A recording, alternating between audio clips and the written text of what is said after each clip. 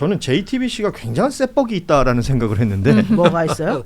이게 굉장히 재밌더라고. 네, 엄청난 그 방송사 입장에서 럭키이기도 하잖아요. 이게 그렇죠. 여러분 뭐 보도 보셔서 알겠지만 윤영호 씨가 특검 가서 첫 조사 받던 날 권성동 의원 측에서 이제 접촉을 시도했다라는 내용인데 이게 굉장히 어이없기도 하고 황당하기도 한데 그러니까 7월 22일이었습니다. 택배기사 A씨가 있는데 택배기사 A씨에게 전화가 한 통 걸려와요. 오후에. 예, 저 아까 통화했던 권성동 의원 비서인데요. 아, 예. 조사 마치고 통화 좀 할 수 있을까요? 의원님하고? 아, 저하고요? 예. 저는 택배기사인데요. 아, 죄송합니다. 이렇게 전화가 끊어지는 전화 내용이 있는 겁니다. 이 통화를 한 분은 권성동 의원 측에 뭔가를 배달하러 갔던 분이에요. 그러니까 통일교 측에서 준 무언가를 배달하러 갔던 분인데 권성동 의원의 비서는 통일교 관계자인 줄 알고 그 전화번호로 전화를 해서 이 얘기를 했다는 겁니다. 그리고 이 전화를 녹음이 된 이 전화기를 들고 JTBC 와서 제보를 했다는 거거든요. 맞아요. JTBC 입장에서는 완전히 감각이 있으신 거죠. 이게 중요한 거잖아요. 구속영장에 적힌 내용을 알려달라. 그렇죠. 이게 가장 핵심이죠. 이게 이후에 실제 조사를 받았던 그 윤영호 씨가 그런 얘기를 했다는 겁니다. 7월 25일에 그 이후 상황이죠. 전화해서 구속영장에 적힌 내용 알려달라라는 그 연락을 받았다는 건데 물론 권성동 의원과 윤영호 씨가 직접 통화했다는 건 아닙니다. 그 뭐 보좌관 혹은 비서진 그리고 윤영호 씨하고도 또 연결돼 있는 다른 사람들 간에 연락이 이어졌다는 건데 이거는 너무나 부적절한 내용이잖아요. 완전 부적절하죠. 왜냐하면 여기서의 키워드가 그거예요.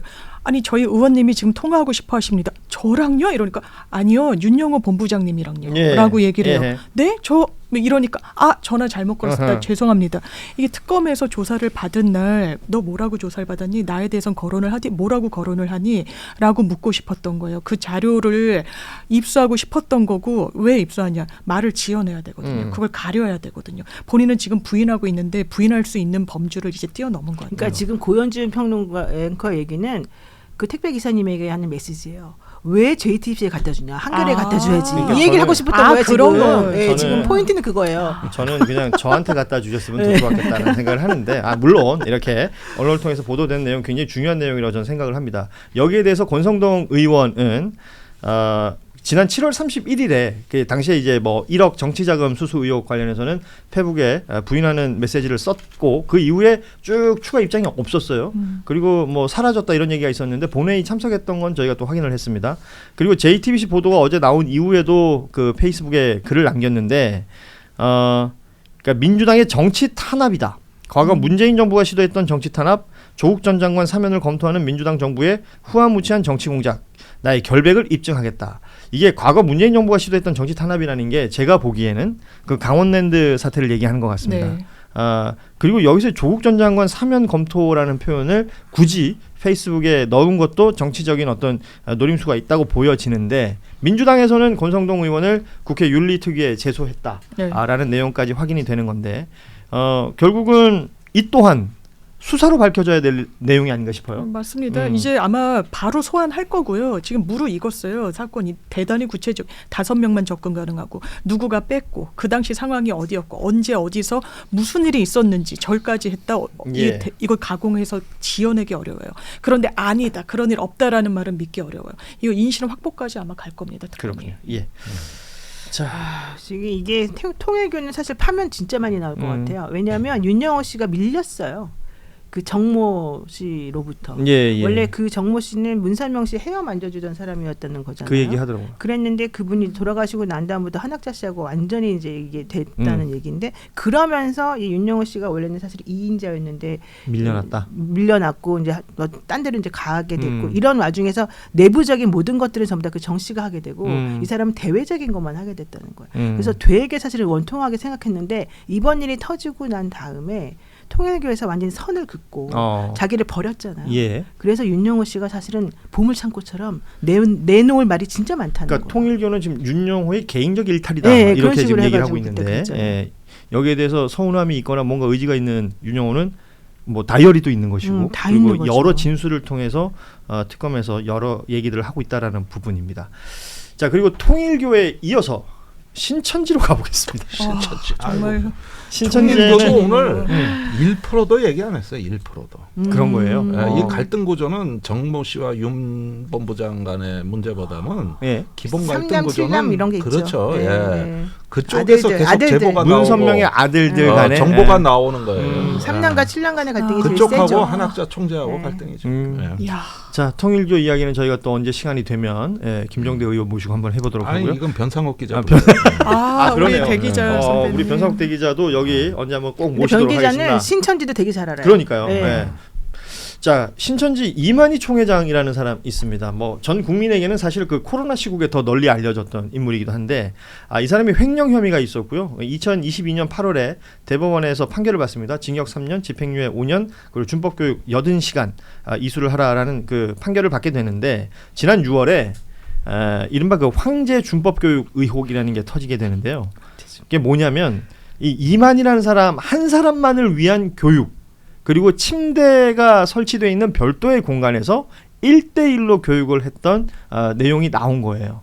이건 사실관계가 확인이 됩니다. 그래서 이 케이스는 지금까지 역사상 이만희라는 사람이 유일하다는 건데 법무부가 당시에 어떻게 해명을 하냐면 이만희 씨가 의무 기록을 제출을 했고 휴대용 접이식 간이 침대가 비치되어 있는 그런 공간에서 한 건 맞으나 그 침대를 이용하진 않았다라고 얘기를 했고요. 이만희 씨가 워낙에 고령이라 1대1로 한 거지 특혜는 아니다. 이런 해명 자료까지 냈던 부분이 있었습니다.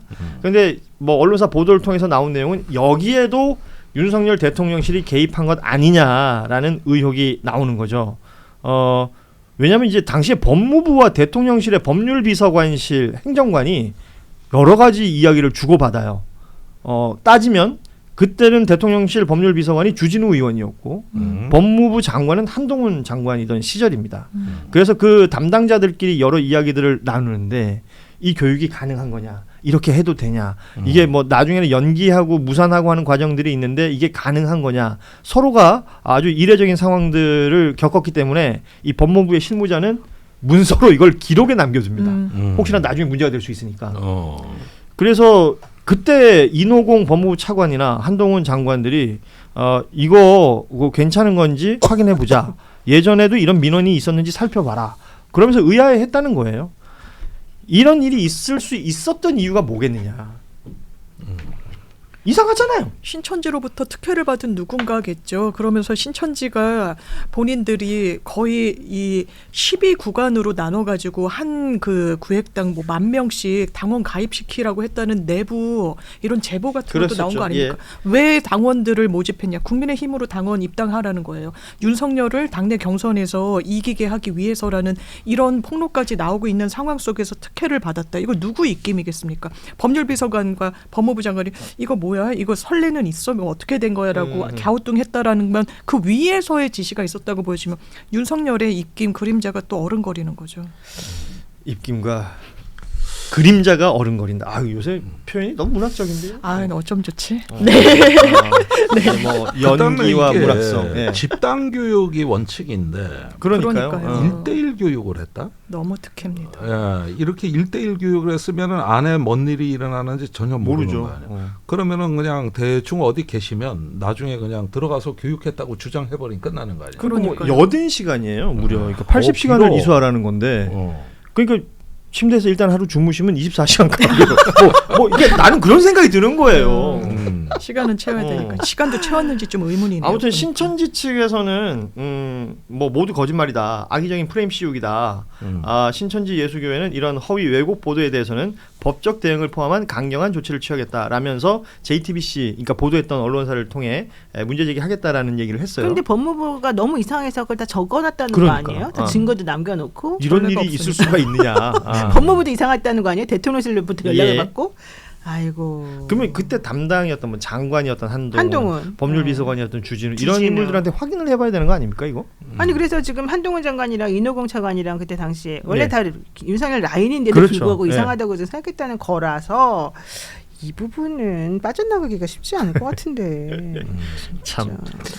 지금부터 일단은 80시간에다가 이 교육은 무효라고 보고 10배 가산해서 800시간으로 다시 준법 교육 800시간 결정을 집체 해야 돼요. 교육으로. 근데 지금 이럴 때 법무부 규정이 있을 것 같아요. 이만희 씨가 지금 몇 살이에요? 91세. 아니 아니, 지금 아흔 그때가 살이요. 91세 아니었어요? 그때가 지금은 한 3년 그러면- 지났으니까 한 94, 5세 된 거 아니에요? 네. 이분한테 야, 800시간을 이게- 교육시키자고요?